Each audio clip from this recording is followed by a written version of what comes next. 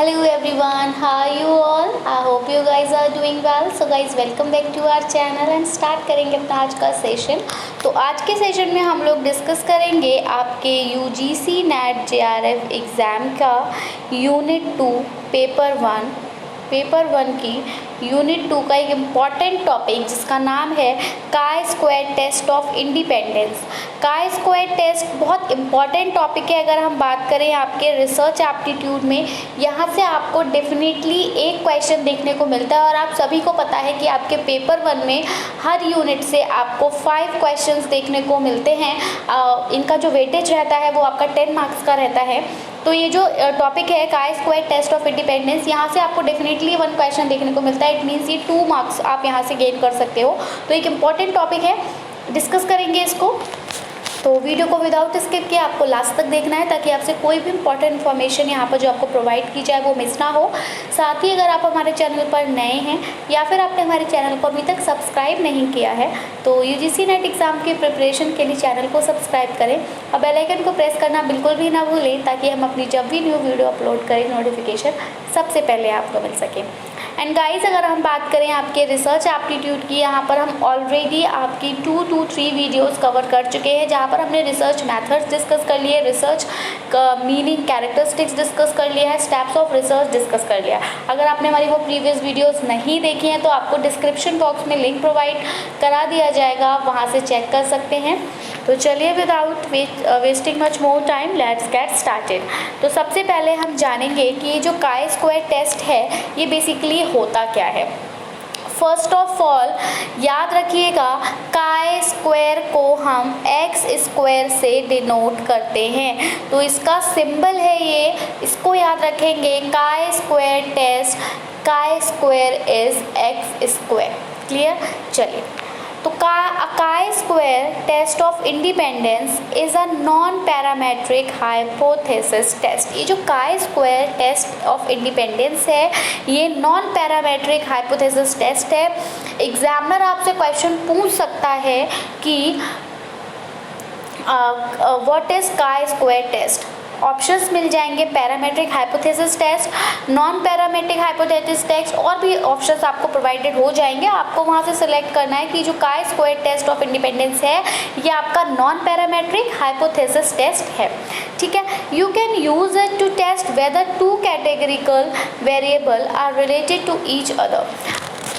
या इसको आप कब यूज़ करते हैं, chi-square का यूज़ कहाँ होता है। तो ये जो chi-square है इसका यूज़ तब होता है जब आपको 2 वेरिएबल्स, 2 कैटेगरिकल वेरिएबल्स होते हैं, जब आपको उन दोनों को ऑब्जर्व करके ये पता लगाना है कि क्या ये एक दूसरे से रिलेट करते हैं या फिर नहीं। तो हमें जब 2 वेरिएबल्स के बीच में रिलेशन देखना होता है और किस तरह से वो रिलेट कर रही देखना होता है तो हम वहाँ पर chi-square टेस्ट ऑफ इंडिपेंडेंस का यूज़ करते हैं। क्लियर? हिंदी में देखेंगे, स्वतंत्रता का इसको हिंदी में इन्होंने chi-square लिख दिया कि CHI से प्रोनाउंस हो रहा है ची, बट काय होता है, आप ची भी बोल सकते हैं, नो प्रॉब्लम। चलिए, बट हम इसको मानेंगे काय। ठीक है, इसको हम तो प्रोनाउंस करेंगे काय। स्वतंत्रता का chi-square परीक्षण एक गैर पैरामेट्रिक परिकल्पना परीक्षण है। आप इसका उपयोग यह जांचने के लिए कर सकते हैं कि क्या 2 श्रेणीगत चर एक दूसरे से संबंधित हैं या फिर नहीं हैं। एग्जाम्पल हम देखेंगे अब chi-square टेस्ट ऑफ इंडिपेंडेंस का, क्या एक उदाहरण के माध्यम से हम इसको समझेंगे। So imagine a city wants to encourage more of its residents to recycle their household waste. Imagine करिए, ठीक है। The city decided to test 2 interventions: an educational flyer, pamphlet, or a phone call. They randomly select 300 households and randomly assign them to the flyer. यहाँ पर ये जो flyer है ये pamphlet को डिनोट कर रहा है। क्लियर? फोन कॉल और control group, no intervention. They'll use the result of their experiment to decide which intervention to use for the whole city.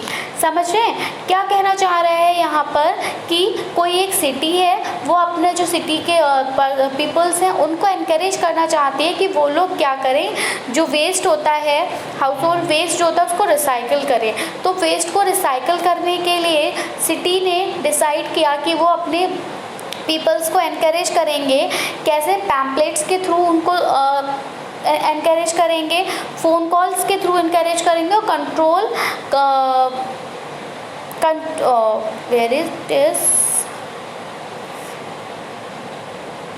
Group के थ्रू उनको एनकरेज करेंगे। उसके बाद वो ऑब्ज़र्व करेंगे कि उन्होंने ये जो 3 टाइप से लोगों को एनकरेज करा था उसमें से कौन सा टाइप जो है वो ज़्यादा बेस्ट है और हमें उस टाइप का यूज़ करना चाहिए होल ऑफ दी सिटी। अभी तो उन्होंने सिर्फ 300 सैम्पल्स हैं, ये 300 पीपल्स पे चेक किया। चेक करने के बाद वो पूरी सिटी पे इसको लागू करेंगे, अप्लाई करेंगे कि उनको किस मेथड का यहाँ पर यूज़ करना है। यही जानने के लिए हम काई स्क्वायर टेस्ट जो है वो करते हैं। ठीक है, काई स्क्वायर परीक्षण किया जाता है। क्लियर? हिंदी में भी देखेंगे, पहले इसको देखें।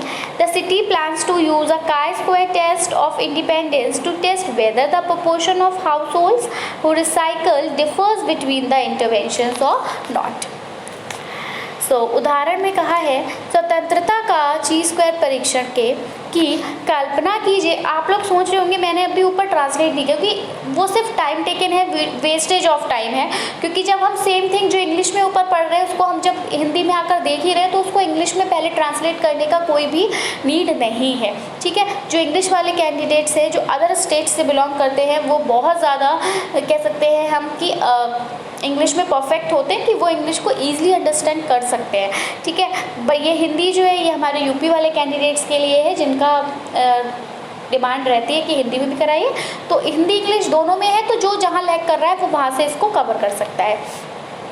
कल्पना कीजिए कि एक शहर अपने अधिकाधिक निवासियों को अपने घरेलू कचरे का पुनर्चक्रण करने के लिए प्रोत्साहित करना चाहता है। शहर 2 हस्तक्षेपों का परीक्षण करने का निर्णय लेता है। एक तो वो शैक्षिक फ्लायर पैम्पलेट के थ्रू करना चाह रहा है और दूसरा फ़ोन कॉल। ये तो हस्तक्षेप है जहाँ वो इंटरवेंट कर रहे हैं, बट वे बेतरतीब ढंग से 300 घरों का चयन करते हैं। ऐसे ही रैंडमली सिलेक्ट करते हैं वो 300 घर और उन्हें बेतरतीब ढंग से फ्लायर, फ़ोन कॉल या नियंत्रण समूह में कोई हस्तक्षेप नहीं होगा, कोई इंटरवेंशन नहीं होगा, को सौंप देते हैं। वे अपने प्रयोग के परिणाम का उपयोग यह तय करने के लिए करेंगे कि पूरे शहर के लिए किस हस्तक्षेप का उपयोग किया जाए। शहर यह जांचने के लिए स्वतंत्रता के काई स्क्वायर परीक्षण का उपयोग करने की योजना बना रहा है कि क्या पुनर्चक्रण करने वाले परिवारों का अनुपात हस्तक्षेपों के बीच भिन्न पाया गया। ठीक है, ये पता लगाएंगे मतलब कि अगर उनको ये देखना है कि कुछ डिफरेंस था, नहीं था, तो हमारा ये जो टेस्ट है ये कह सकते हैं कि फुलफिल नहीं हुआ। और अगर वो डिफरेंस पाते हैं तो वो वो पहुंच सकते हैं उस रिजल्ट तक कि उनको किस मेथड का यूज़ करना है। चलिए, now what is the chi square test of independence. अब हम डिटेल में पढ़ेंगे कि ये जो काई स्क्वायर टेस्ट ऑफ इंडिपेंडेंस है ये है क्या। अभी हमने सिर्फ स्टार्टिंग में शॉर्टली देखा था। तो अ chi square test of independence is a type of Pearson's काई स्क्वायर टेस्ट। ये जो काई स्क्वायर टेस्ट ऑफ इंडिपेंडेंस है ये किसका टाइप है। क्वेश्चन पूछ जा सकता है किसका टाइप है, तो आपको बताना होगा टाइप है ये पियर्सन्स काई स्क्वायर टेस्ट का। अब पियर्सन्स काई स्क्वायर टेस्ट है ये क्या है, ये नॉन पैरामेट्रिक टेस्ट है, एज हम लोग ऑलरेडी डिस्कस कर चुके हैं। फॉर कैटेगरिकल वेरिएबल्स के लिए है and they are use to determine whether your data are significantly different from what you expected. आपने जो एक्सपेक्ट किया था उससे आपका डेटा डिफरेंट आया है या नहीं आया है, ये इसका पता लगाने के लिए इसको यूज़ किया जाता है। You can use a chi-square test of independence, also known as a chi-square test of association. chi-square test of independence को हम chi-square test of association के नाम से भी जानते हैं। तो ये भी एक इम्पॉर्टेंट क्वेश्चन है कि chi-square test of independence जो है वो उसका ऑल्टरनेट नेम क्या है, तो आपको बताना है वो क्या है, chi-square test of association। या फिर आपसे क्वेश्चनिंग में ही इंडिपेंडेंस की जगह ऑफ एसोसिएशन करके क्वेश्चन पुटअप कर लिया जाए तो आपको कंफ्यूज नहीं होना कि आपने ये पढ़ नहीं रखा है, क्योंकि both are same, independence and association. Clear? तो जो determine whether two categorical variables are related, if two variables are related, अगर दो वेरिएबल्स रिलेटेड है तो जो प्रोबेबिलिटी रहेगी वन वेरिएबल की एक सर्टेन वैल्यू होने की वो डिपेंड करेगी दूसरे वेरिएबल की वैल्यू पर। क्लियर? तो स्वतंत्रता का chi-square टेस्ट परीक्षण पियर्सन के chi-square परीक्षण का एक प्रकार है। पियर्सन के chi-square परीक्षण श्रेणीबद्ध चर के लिए गैर पैरामीट्रिक परीक्षण है। उनका उपयोग ये निर्धारित करने के लिए किया जाता है कि आपका डेटा आपकी अपेक्षा से काफ़ी भिन्न है या नहीं।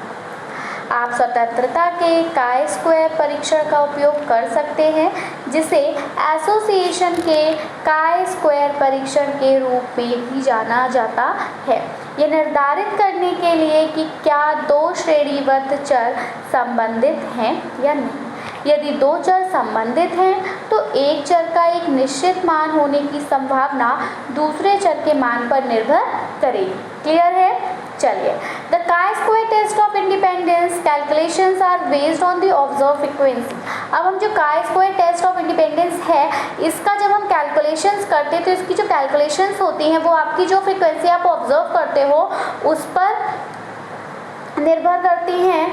ठीक है, which are the number of observations in each combined group, जो कि हर कंबाइंड ग्रुप में नंबर ऑफ ऑब्जर्वेशंस होती हैं। The test compares the observed frequencies to the frequency you would expect if the two variables are unrelated.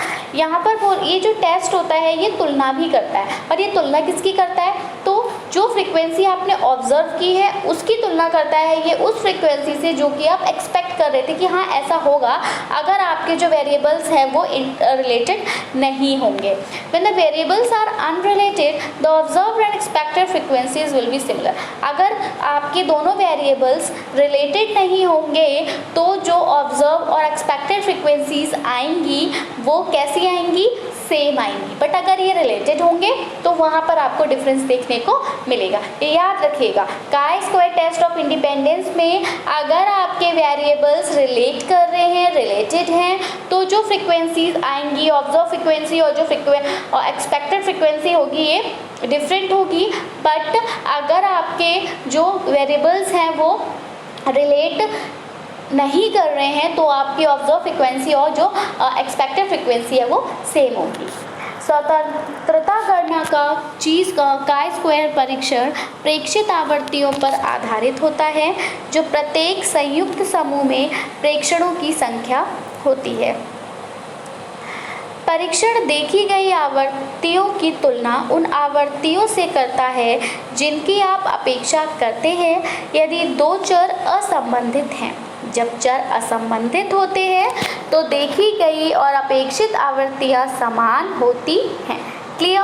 अब हम इसका next term पढ़ेंगे जिसको हम कहते हैं कॉन्टीजेंसी टेबल। क्या कहते हैं? Contingency tables. कॉन्टीजेंसी टेबल्स क्या होती हैं कि जब भी हम अपना कोई भी रिसर्च कर रहे होते हैं तो हम जो ऑन दी स्पॉट कोई भी टेबल बनाते हैं अपने अंडरस्टैंडिंग के लिए, वो आपकी कॉन्टीजेंसी टेबल्स कहलाती हैं। मैं जनरल वर्ड में अगर आपको बताऊं तो अब हम इसको साइंटिफिकली जानेंगे कि कॉन्टीजेंसी टेबल्स होती क्या है, बट बेसिकली हमने जनरल वर्ड्स में जाना कि ये वो टेबल होती है जो हम अपने रिसर्च के दौरान सिर्फ अपनी अंडरस्टैंडिंग के लिए बना लेते ताकि हम इसका आगे अगर हमें कहीं यूज़ करना हो तो हम कर सकें। ठीक, तो when you want to perform a chi-square test of independence, the best way to organise your data, अपने डेटा को ऑर्गेनाइज करने के लिए आपको type of frequency distribution table बनानी होती है, जिसको हम कॉन्टिजेंसी टेबल कहते हैं। कि जब भी आपको chi-square टेस्ट परफॉर्म करना है तो आपको पहले अपने डेटा को ऑर्गेनाइज करना होगा। जब आप अपना डेटा ऑर्गेनाइज करेंगे तो डेटा को ऑर्गेनाइज करने के लिए आपको टेबल का यूज़ करना होता है, और वही टेबल आपकी कॉन्टिजेंसी टेबल कहलाती है। A contingency table also known as a cross tabulation और cross tab। ये जो contingency table है इसको हम cross tabulation और cross tab के नाम से भी जानते हैं, जो शो करता है नंबर ऑफ ऑब्जर्वेशंस को हर ग्रुप के कॉम्बिनेशन में। It also usually includes row and column total। Yes, ये बात बहुत ज़्यादा आपको याद रखनी है। अगर हम बात करें कॉन्टिजेंसी टेबल्स की तो इसमें आपके टोटल रो और टोटल कॉलम का भी ऑप्शन रहता है। क्लियर? जब आप स्वतंत्रता का ची स्क्वायर परीक्षण करना चाहते हैं तो अपने डेटा को व्यवस्थित करने का सबसे अच्छा तरीका एक प्रकार की आवर्ती वितरण तालिका बनाना होता है, जिसे हम आकस्मिकता तालिका कहा जाता है, कॉन्टिजेंसी टेबल जिसको कहते हैं।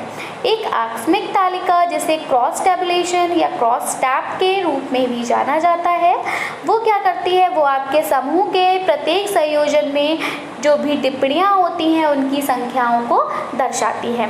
इसमें अगर हम बात करें तो आमतौर पर पंक्ति और स्तंभ दोनों का ही योग शामिल होता है। तो इस पार्ट में हम इतना ही डिस्कस करेंगे। नेक्स्ट पार्ट में हम डिस्कस करेंगे इसके एग्जाम्पल्स और आगे का प्रोसेस क्या रहता है chi-square टेस्ट ऑफ इंडिपेंडेंस में। आई होप आपने वीडियो को एंजॉय किया होगा। वीडियो पसंद आया हो तो प्लीज़ इसको लाइक कर दें, क्योंकि आपके एक लाइक से हमें मोटिवेशन मिलता है। साथ ही हमारी वीडियो को ज़्यादा से ज़्यादा शेयर करें ताकि आपके जो भी फ्रेंड्स हैं उनको भी बेनिफिट मिल सके। सो that's it from my side. आपका कोई सजेशन हो प्लीज़ हमें कमेंट सेक्शन में ज़रूर से दें। मिलेंगे अपनी नई वीडियो के साथ, यानी कि कॉन्टिजेंसी टेबल्स के एग्जाम्पल्स के साथ, पार्ट 2 के साथ। So that's it from my side. मिलेंगे नई वीडियो के साथ। Till then take care and bye bye. So thanks for watching and thanks, have a nice day.